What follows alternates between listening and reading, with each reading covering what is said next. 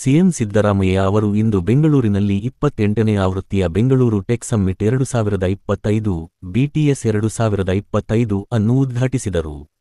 ಈ ಸಂದರ್ಭದಲ್ಲಿ ಮಾತನಾಡಿ, ಕರ್ನಾಟಕವನ್ನು ನಾವೀನ್ಯತೆ ಮತ್ತು ಡೀಪ್ಟೆಕ್ಗಳಿಗೆ ಜಾಗತಿಕ ತಾಣವನ್ನಾಗಿ ಮಾಡುವ ಗುರಿಯನ್ನು ಸರ್ಕಾರ ಹೊಂದಿದೆ ಮತ್ತು 2034ರ ವೇಳೆಗೆ ಭಾರತದ ಪ್ರಮುಖ ಬಾಹ್ಯಾಕಾಶ ತಂತ್ರಜ್ಞಾನ ಕೇಂದ್ರವನ್ನಾಗಿ ಪರಿವರ್ತಿಸಲು ಶ್ರಮಿಸುತ್ತಿದೆ ಎಂದು ತಿಳಿಸಿದರು. ಸಿಎಂ ಸಿದ್ದರಾಮಯ್ಯ ಅವರ ಪತ್ನಿ ಪಾರ್ವತಿ ಅವರು ಆಸ್ಪತ್ರೆಗೆ ದಾಖಲಾಗಿದ್ದು, ಅವರ ಆರೋಗ್ಯ ಸ್ಥಿರವಾಗಿದೆ ಎಂದು ಸಿಎಂ ಪುತ್ರ ಮತ್ತು ಎಂಎಲ್ಸಿ ಯತೀಂದ್ರ ಸಿದ್ದರಾಮಯ್ಯ ತಿಳಿಸಿದ್ದಾರೆ. ಸಿಎಂ ಕೂಡ ಈ ಬಗ್ಗೆ ಪ್ರತಿಕ್ರಿಯಿಸಿದ್ದು, ಪತ್ನಿಯ ಆರೋಗ್ಯದಲ್ಲಿ ಯಾವುದೇ ಗಂಭೀರ ಸಮಸ್ಯೆ ಇಲ್ಲ ಎಂದಿದ್ದಾರೆ. ದೆಹಲಿ ಭೇಟಿ ಮತ್ತು ಹೈಕಮಾಂಡ್ ನಾಯಕರೊಂದಿಗಿನ ಭೇಟಿಯ ನಂತರ ರಾಜ್ಯದಲ್ಲಿ ಸಚಿವ ಸಂಪುಟ ಪುನರ್ರಚನೆಯ ಬಗ್ಗೆ ವದಂತಿಗಳು ಹಬ್ಬಿವೆ. ಸಿಎಂ ಬದಲಾವಣೆ ಅಥವಾ ಸಂಪುಟ ವಿಸ್ತರಣೆಯ ಬಗ್ಗೆ ಕಾಂಗ್ರೆಸ್ ಪಕ್ಷದಿಂದ ಯಾವುದೇ ಸ್ಪಷ್ಟ ಉತ್ತರ ಲಭ್ಯವಾಗಿಲ್ಲ. ಸುಪ್ರೀಂ ಕೋರ್ಟ್ ಆದೇಶದ ಹಿನ್ನೆಲೆಯಲ್ಲಿ ಮೇಕೆದಾಟು ಯೋಜನೆಗೆ ಕೇಂದ್ರ ಸರ್ಕಾರಕ್ಕೆ ಹೊಸದಾಗಿ ವಿವರವಾದ ಯೋಜನಾ ವರದಿ ಡಿಪಿಆರ್ ಸಲ್ಲಿಸಲಾಗುವುದು ಎಂದು ಡಿಸಿಎಂ ಡಿ. ಕೆ. ಶಿವಕುಮಾರ್ ತಿಳಿಸಿದ್ದಾರೆ. ಈ ಕುರಿತು ಇಂದು ವಿಧಾನಸೌಧದಲ್ಲಿ ಕಾವೇರಿ ನೀರಾವರಿ ನಿಗಮದ ಅಧಿಕಾರಿಗಳೊಂದಿಗೆ ಸಭೆ ನಡೆಸಿದ ಬಳಿಕ ಅವರು ಈ ಹೇಳಿಕೆ ನೀಡಿದ್ದಾರೆ. ಬೆಂಗಳೂರಿನ ಮೂಲಸೌಕರ್ಯ ಅಭಿವೃದ್ಧಿಗೆ ರಾಜ್ಯ ಸರ್ಕಾರ 1 ಲಕ್ಷ ಕೋಟಿಗೂ ಹೆಚ್ಚು ಹಣವನ್ನು ಹೂಡಿಕೆ ಮಾಡುತ್ತಿದೆ ಎಂದು ಡಿ. ಕೆ. ಶಿವಕುಮಾರ್ ಹೇಳಿದ್ದಾರೆ. ಬೆಂಗಳೂರು ಟೆಕ್ ಸಮ್ಮಿಟ್ 2025 ಉದ್ಘಾಟನಾ ಸಮಾರಂಭದಲ್ಲಿ ಮಾತನಾಡಿದ ಅವರು, ತಂತ್ರಜ್ಞಾನ ಮತ್ತು ಪ್ರತಿಭೆ ಬೆಂಗಳೂರಿನ 2 ಆಧಾರಸ್ತಂಭಗಳು ಎಂದಿದ್ದಾರೆ. ಬೆಂಗಳೂರು ಟೆಕ್ ಸಮ್ಮಿಟ್ನಲ್ಲಿ ಪ್ರಮುಖ ಘೋಷಣೆ ಮಾಡಿದ ಡಿಕೆಶಿ, ಬಿಡದಿಯಲ್ಲಿ 9,000 ಎಕರೆ ಪ್ರದೇಶದಲ್ಲಿ ವಿಶ್ವ ದರ್ಜೆಯ ಕೃತಕ ಬುದ್ಧಿಮತ್ತೆ ಎಐ ಆಧಾರಿತ ಐಟಿಸಿಟಿ ನಿರ್ಮಿಸಲು ಉದ್ದೇಶಿಸಲಾಗಿದೆ ಎಂದು ತಿಳಿಸಿದ್ದಾರೆ. ಸಿಎಂ ಸಿದ್ದರಾಮಯ್ಯ ಮತ್ತು ಡಿಸಿಎಂ ಡಿ. ಕೆ. ಶಿವಕುಮಾರ್ ಅವರ ದೆಹಲಿ ಭೇಟಿಗಳ ನಂತರ ರಾಜ್ಯ ರಾಜಕಾರಣದಲ್ಲಿ ಸಂಪುಟ ಪುನರ್ರಚನೆ ಮತ್ತು ನಾಯಕತ್ವ ಬದಲಾವಣೆಯ ಕುರಿತು ವದಂತಿಗಳು ಹರಡಿವೆ. ಇಂದು ಮತ್ತೆ ದೆಹಲಿಯತ್ತ ಪ್ರಯಾಣ ಬೆಳೆಸಲಿರುವ ಡಿಕೆಶಿ ಭೇಟಿ ರಾಜಕೀಯ ವಲಯದಲ್ಲಿ ತೀವ್ರ ಕುತೂಹಲ ಮೂಡಿಸಿದೆ. ಈ ಬಗ್ಗೆ ಹೈಕಮಾಂಡ್ನಿಂದ ಯಾವುದೇ ಸ್ಪಷ್ಟ ಉತ್ತರ ಸಿಕ್ಕಿಲ್ಲ.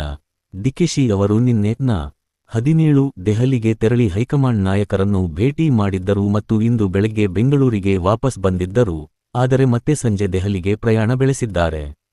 ಸಾರ್ವಜನಿಕ ಸ್ಥಳಗಳಲ್ಲಿ ಖಾಸಗಿ ಸಂಸ್ಥೆಗಳ ಕಾರ್ಯಕ್ರಮಗಳಿಗೆ ಪೂರ್ವಾನುಮತಿ ಕಡ್ಡಾಯಗೊಳಿಸಿದ್ದ ರಾಜ್ಯ ಸರ್ಕಾರದ ಆದೇಶವು ಮೂಲಭೂತ ಹಕ್ಕುಗಳ ಉಲ್ಲಂಘನೆಯಾಗಿದೆ ಎಂದು ಕರ್ನಾಟಕ ಹೈಕೋರ್ಟ್ ಅಭಿಪ್ರಾಯಪಟ್ಟಿದೆ.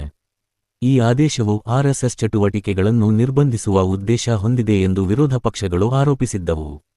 ಹೈಕೋರ್ಟ್ ಈ ಆದೇಶದ ಮೇಲಿನ ಮಧ್ಯಂತರ ತಡೆಯಾಜ್ಞೆಯನ್ನು ಡಿಸೆಂಬರ್ 15ರವರೆಗೆ ವಿಸ್ತರಿಸಿದೆ.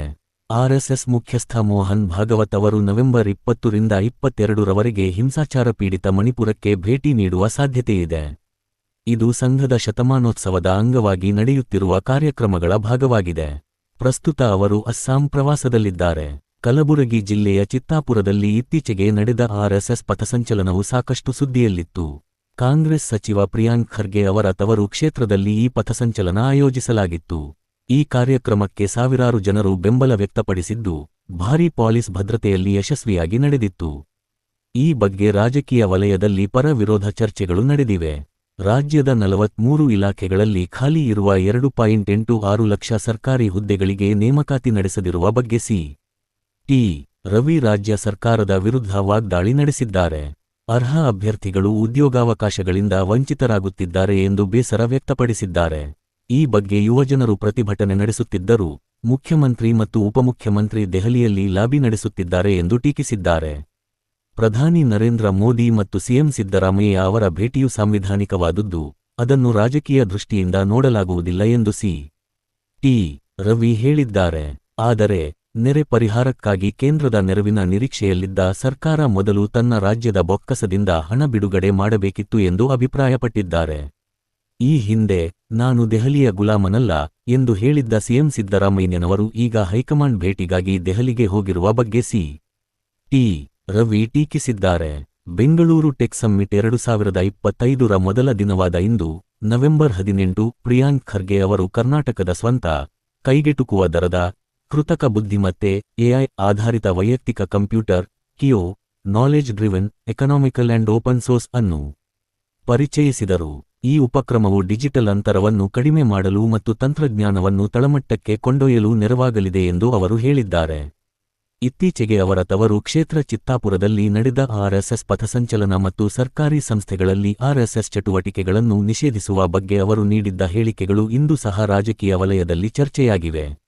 ಬಿಜೆಪಿ ನಾಯಕರು ಮತ್ತು ಛಲವಾದಿ ನಾರಾಯಣಸ್ವಾಮಿ ಸೇರಿದಂತೆ ಇತರೆ ಮುಖಂಡರು ಅವರ ಹೇಳಿಕೆಗಳನ್ನು ಟೀಕಿಸಿದ್ದಾರೆ.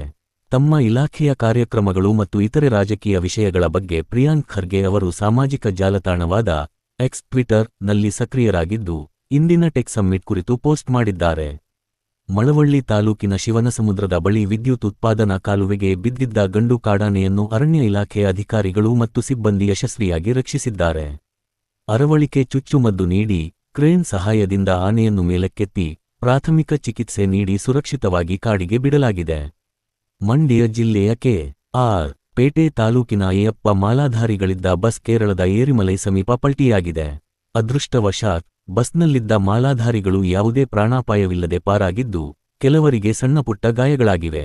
ಬೆಂಗಳೂರಿನಲ್ಲಿ ಪ್ರಸ್ತಾಪಿಸಿದ ಬಿಡದಿ ಐಟಿಸಿಟಿ ಯೋಜನೆಯು ಮಂಡ್ಯ ಭಾಗದ ಬಿಡದಿ ಪ್ರದೇಶದಲ್ಲಿ ಬರುವುದರಿಂದ ಇದು ಸ್ಥಳೀಯ ರಾಜಕೀಯದಲ್ಲಿ ರಾಜಕೀಯ ಚರ್ಚೆ ಮತ್ತು ರೈತರ ಪ್ರತಿಭಟನೆಗೆ ಕಾರಣವಾಗಿದೆ. ರೇಣುಕಾಸ್ವಾಮಿ ಕೊಲೆ ಪ್ರಕರಣದಲ್ಲಿ ನಟ ದರ್ಶನ್ ಮತ್ತು ಇತರ 15 ಆರೋಪಿಗಳ ವಿರುದ್ಧ ಸೆಷನ್ಸ್ ನ್ಯಾಯಾಲಯವು ಔಪಚಾರಿಕವಾಗಿ ಕೊಲೆ ಮತ್ತು ಅಪಹರಣ ಸೇರಿದಂತೆ ವಿವಿಧ ಆರೋಪಗಳನ್ನು ನಿಗದಿಪಡಿಸಿದೆ. ಪರಪ್ಪನ ಅಗ್ರಹಾರ ಜೈಲು ವಿಡಿಯೋ ಸೋರಿಕೆ ಪ್ರಕರಣಕ್ಕೆ ಸಂಬಂಧಿಸಿದಂತೆ ವಿಚಾರಣೆಗೆ ಕರೆಸಿದ್ದ ನಟ ಧನ್ವೀರ್ ಗೌಡ ವಿಚಾರಣೆಗೆ ಸಹಕರಿಸದೆ ನಾಪತ್ತೆಯಾಗಿದ್ದಾರೆ ಎಂದು ವರದಿಯಾಗಿದೆ. ಪೊಲೀಸರು ಅವರಿಗೆ 2ನೇ ನೋಟಿಸ್ ನೀಡಲು ಮುಂದಾಗಿದ್ದಾರೆ.